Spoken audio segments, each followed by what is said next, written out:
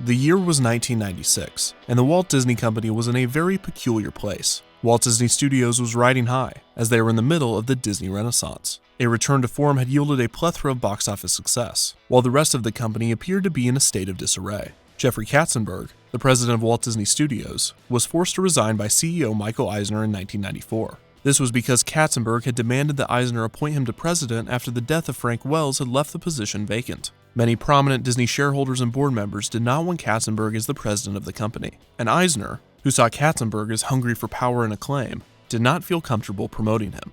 After he left, Katzenberg would form rival animation studio DreamWorks SKG and would sue Disney for promised royalties that he had never received. The lawsuit would be settled a year later in 1997, with reports saying that Disney paid Katzenberg almost $270 million. In 1995, Eisner had appointed Michael Ovitz, the founder of the world-renowned creative arts agency, to the position of president. For a variety of reasons, this did not work out. Eisner would dismiss him from the company just over a year later in 1996. Ovitz would walk away with a severance package of nearly $140 million. During all of this, Eisner himself would cash in stock options of nearly $600 million. Money was flying all over the place at the Walt Disney Company, but none of it was going to the company's other major division. Disney Parks had gone on a roller coaster of its own during the preceding 5 years, and Eisner's proclaimed Disney decade was not going as planned. Many ambitious and creative projects were scrapped by the mid-90s. Disney's America was announced, and then canceled. Disneyland's elaborate Tomorrowland renovation, Tomorrowland 2055, was announced and then canceled. Disneyland's second gate, Port Disney, was announced and then canceled. Disneyland's other second gate, Westcott, was announced and then canceled. Epcot's New World Showcase pavilions and renovated Future World pavilions were announced and then canceled. A bunch of Indiana Jones attractions, a bunch of Muppets attractions, and a bunch of Toontown attractions all were announced and then canceled because of one bad egg. Euro Disney. The resort just outside of Paris, France had gone way over budget and failed spectacularly, causing a domino effect throughout the company.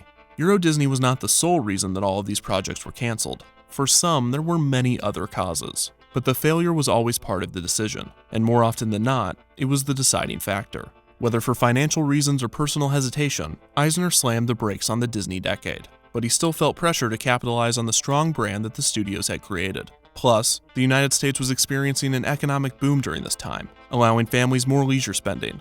All signs were pointing Eisner to an expansion of the parks, but Euro Disney, Disney's America, and the other failures were still on his mind. This led him to what seemed to be a brilliant compromise. In 1996, Eisner created a new subsidiary of the Walt Disney Company named Disney Regional Entertainment. This division would plan and execute Disney entertainment venues throughout the United States. With this, the company would be able to profit off of its successful properties in an interactive setting similar to the company's parks in Anaheim and Orlando.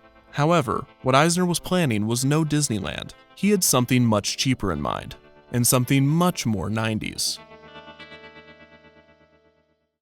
In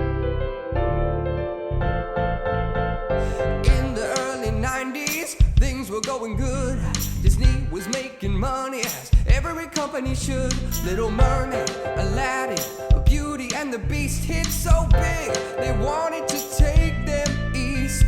They tried to expand, but Euro Disneyland failed real hard. It did not go as planned. They were out of money, they were out of luck, but Eisner had an idea to pick the company back up. Moving to the malls, ruin the brand, cancel all your plans. It's Defunctland, cashing all your stock as quick as you can.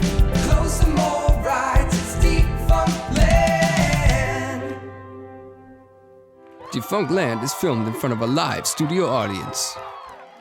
The 1990s, the Wild West of themed entertainment. Apart from the recent developments of the theme park industry, local entertainment was booming throughout the United States. Shopping centers that had existed for decades were being transformed into miniature amusement parks, with niche stores and small attractions taking over. Themed restaurant chains were sprouting up all over the country, with the usual suspects being Rainforest Cafe, the Hard Rock Cafe, and Planet Hollywood. The most unexpected of the new developments might have been the rise in indoor children's playplaces. These were a mix of tubes, slides, ball pits, nets, stairs with steps taller than your body, socks with holes in them, vomit, disinfectant,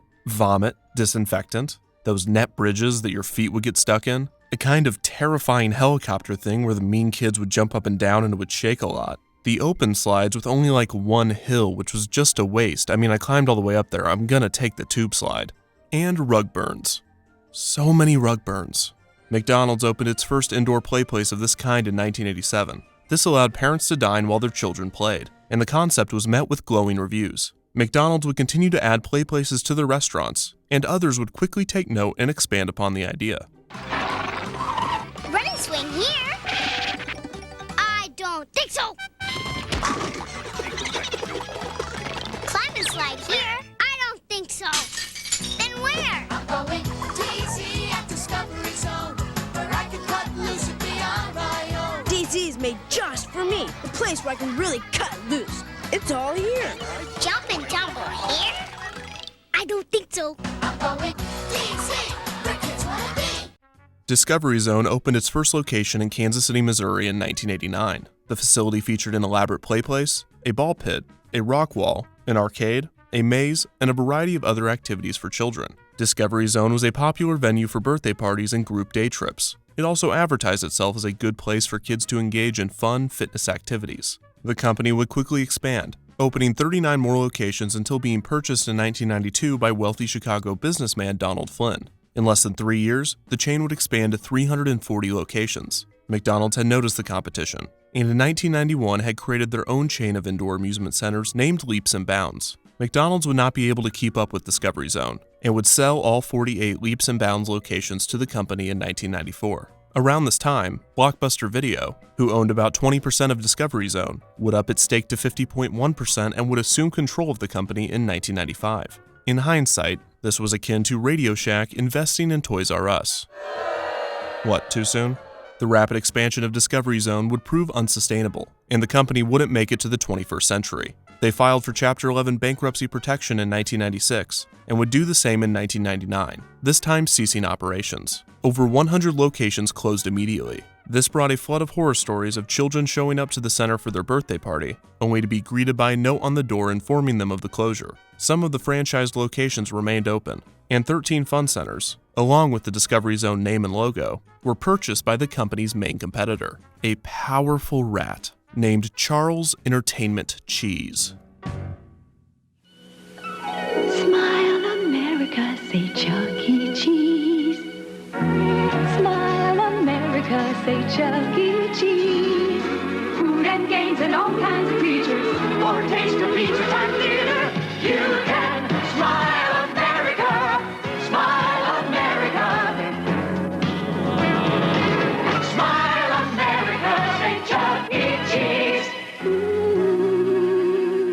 Started by Atari founder Nolan Bushnell, Chuck E. Cheese's opened its first location in San Jose, California in 1977. Bushnell had always had a respect for the Walt Disney Company and their theme parks, and he wanted to create an elaborate entertainment experience of his own. He would combine video games, animatronics, and pizza into a restaurant called Chuck E. Cheese's Pizza Time Theater. Bushnell would expand this restaurant into a chain, and by 1984, the company had over 250 locations. Unfortunately, this same year, Pizza Time Theater would declare bankruptcy due to debts acquired through expansion, the declining interest in arcades, and in some cases, multiple restaurants that were located too close to each other, virtually splitting the potential profit of an area. The remaining locations would be quickly bought by rival chain Showbiz Pizza Place, which was started by a Chuck E. Cheese franchisee in 1980. Showbiz Pizza did not rebrand any of the Chuck E. Cheese restaurants, and the two chains would eventually be merged in 1990, with Showbiz Pizza Time Incorporated choosing to go all in on the Chuck E. Cheese brand, abandoning Showbiz Pizza's animatronic band, the Rockafire Explosion, in the process. Throughout all of the financial issues and restructurings, there were still over 250 operating locations in 1992, with all of them being renamed to Chuck E. Cheese's Pizza before dropping the pizza from its title in 1995. On top of their arcades, animatronic shows, and pizza, Chuck E. Cheese's began investing more in indoor play places to compete with McDonald's and Discovery Zone. It was around this time that the Walt Disney Company took note of the success of these companies. While they might have been late to the game, they expected to fit right in. After all, Discovery Zone had been described as an indoor Disney World, and Chuck E. Cheese's used Disney as a major inspiration during its development. If Disney utilized the same concept, implementing their attention to detail and intellectual properties, they could dominate the new market. In 1996, Eisner appointed Art Levitt to the president of Disney Regional Entertainment. Levitt was the perfect person for the job, and it wasn't the first time that he and Eisner had done business. At 28, he was a salesman at a Los Angeles furniture store. One day, Michael Eisner himself walked in looking to purchase some items for Disney. The fact that the CEO of one of the world's largest corporations was concerned with something as small as furniture was a true testament to Eisner's micromanagement. Levitt and Eisner apparently hit it off, and he was quickly named Director of Corporate Projects and Executive Assistant to Eisner. During his first tenure with Disney, he would also become an executive in charge of overseeing Walt Disney World's on-property resort and entertainment locations, including the Disney Village Marketplace and its Pleasure Island nightclub district. Levitt came up with the idea for an ESPN-themed restaurant to be placed on Pleasure Island. In 1993, Levitt left Disney to head Rank Leisure USA, a company that operated multiple Hard Rock Cafe locations. Just 2 years later, he would return to Disney, equipped with new expertise on location-based themed entertainment. After becoming the president of Disney Regional Entertainment, he would head the creation of 3 national chains for the Walt Disney Company. The first was their attempt at a children's indoor amusement center to be named Club Disney. Club Disney is a now little-known project of the Walt Disney Company. Disney intended to build the amusement centers in suburban malls throughout the country. The spaces were designed for weekend visits, school field trips, and birthday parties. It would also house family workshops, such as Poo Aerobics, which was described as a 10-week parent and child stretching and exercise program led by the beloved and befuddled Honey Bear. The complexes featured Playplaces, educational demonstrations, animation tutorials, karaoke, and kid-friendly computer games in a lab called the Mouse Pad. The e-ticket attraction of Club Disney was of course the Playplace. These varied from location to location, with some being themed to a specific franchise, such as The Lion King or Hercules, while others were not themed at all. The Playplaces had varying names, such as the Jungle Climber, the Color-Rageous Climber, and the Supercalitoontastic Whatchamaclimate Time Toaster. Other attractions were a room themed to Peter Pan where guests could see their shadow, a swing themed to Tarzan, an activities area called Herc's Gym, motion-detected musical instruments on the Aristocat Music Wall, which sounds very similar to an attraction that used to be in Epcot's Imageworks, an area for children under 3 called the Pooh and You Corner, a storybook time, and a variety of arcade games. At some locations, there was a Little Mermaid-themed area, where kids could, quote, peek through the portholes of a sunken pirate ship and find a treasure, or chat with a friend on a cellular telephone. There would also be periodic dance parties themed to different Disney properties. These included the Lion King Limbo, the Mickey Macarena, and the Roger Rabbit Bunny Hop. Some locations had a room called the Applaudville Theater, where guests could dress as Disney characters and participate in a fashion show. There were also educational activities called Ed Ventures, and monthly activities, such as science demonstrations themed to Flubber. As with Chuck E. Cheese and Discovery Zone, a major focus of Club Disney was its elaborate birthday parties, with children getting to pick from a few options, such as Disney Princess Tea, Toy Story Search Party, Pooh-rific, Hercules Hero Hurrah, and 101 Dalmatians Bow Wow Bash. Some locations had a magician performing tricks as Merlin, and the cake for the parties was catered by the Cheesecake Factory. A child could only enter Club Disney with an adult, and both were given a special wristband with a barcode, so no child could leave with a different adult than the one they came with. This was to ease the minds of parents, to allow the kids to roam free within the complex, and to ensure that no parents treated Club Disney as a daycare center. The clubs also served Mickey Mouse-shaped pizza. Admission was $8 for kids and $4 for adults, which would be about $12 and $6 respectively when adjusted for inflation. There was also a large gift store called the Clubhouse Shop. One mother reacted to Club Disney's announcement by proclaiming, "Disney has invaded our lives, but I think the children enjoy all of it." The opening day of the first location, which was part of a new mall in Thousand Oaks, California, began with a ceremony featuring Michael Eisner, Mickey Mouse, and Goofy. The head of attendance calculating at the Walt Disney Company estimated that over 10,000 visitors would show up on opening day. And surprise, he was a little off. When Club Disney opened its doors on February 21, 1997, only 1,000 visitors showed, proving that no one had learned anything from Euro Disneyland's opening. One sheriff was quoted saying, "We were expecting a lot more people. Maybe because Disney advertised that tens of thousands were going to be here, it scared people away." Of the opening day crowd, 10 or so were protesters accusing Disney of paying Haitian workers 28 cents an hour to make Pocahontas-themed pajamas. The demonstrators were probably also disappointed that more people did not show up. Still, parents and children seemed to love the new complex, and 4 more would be built. Another in California, 2 in Arizona, and 1 in Colorado. Disney representatives had been enthusiastic of the chain's success, claiming that they were going to open another 100 clubs, quote, as fast as we can build them. While reviews were positive, Club Disney was not without its critics. One of the higher-end malls that Club Disney had moved into accused Disney of ignoring the complex's theming standards by implementing their cheesy design. Also, parents complained about the price of admission, especially the necessity for a separate adult ticket, as they were not participating in the club's activities and were required to be there. Club Disney also proved that Disney was best off not teaching anything ever, as the Ed Ventures activities were the most highly criticized of the complex, with many accusing them of being a mere tactic to convince schools to sign off on field trips. In the end, Disney did not follow through with the plans for expansion, but not for these small complaints. The company was impatient with the investment, and less than 3 years after the opening of the first location, Disney decided to cancel the expansion and shut down the complexes. Club Disney was not the cash cow that the company had hoped for, and being the late 90s, Eisner was not in the mood to play the long game. The company was cutting costs across the board, and Club Disney became another casualty of the financial issues. The chain was closed on November 1, 1999, having never expanded past its original 5 locations. This was around the same time that Discovery Zone ceased its operations, leading many to believe that indoor play centers were just a fad of the 90s.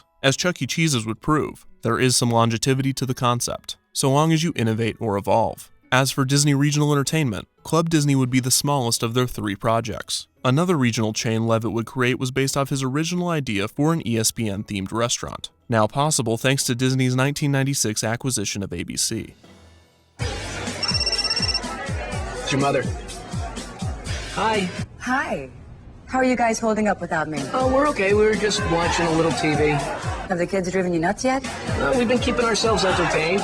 Jess said she'd help you with the dishes tonight. Well, the kitchen is spotless and dinner was great. Wow, you should reward yourselves. Take them somewhere fun. That will have a huge impact on the league. ESPN Zone on Thursday. The complexes were part bar, part restaurant, part arcade, part gift shop, and part broadcast studio. It was such a hit among sports fans that there were apparently points where guests would have to be dragged out for staying an excessive amount of time. The ESPN Zone would also put on the Ultimate Couch Potato Competition, a sitting competition that challenged participants to watch TV without falling asleep or getting up, only allowing a bathroom break every 8 hours. One year, the winner watched TV for 3 straight days.